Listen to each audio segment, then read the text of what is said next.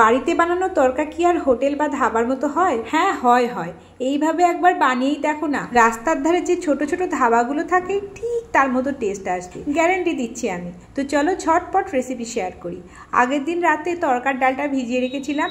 এবার প্রেসার কুকারে দিয়ে তরকার থেকে 1.5 কড় বেশি জল, গোটা গরম মশলা, নুন এবং হলুদ দিয়ে ওই 4টে সিটি মতন দিয়ে নিয়েছি। এবার কড়াইয়ে বেশ কিছুটা সর্ষের তেল দিয়ে প্রথমেই দিলাম জিরে ফোড়ন, তারপরে রসুন কুচি, আদা কুচি এবং কাঁচা লঙ্কা কুচি দিয়ে দিলাম।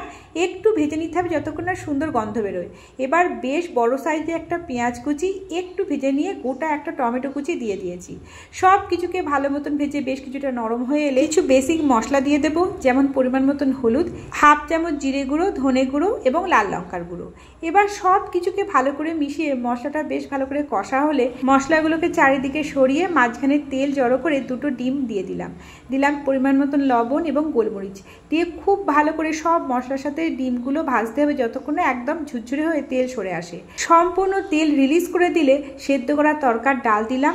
এবার দিলাম পরিমাণ মতন লবণ এবং ভেজিটেবল স্ম্যাশার দিয়ে কিছুটা তরকাকে ভেঙে থেতো করে দিলাম।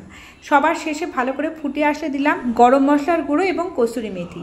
এবার মিডিয়াম ফ্লেমে এটাকে ফুটতে দিলাম।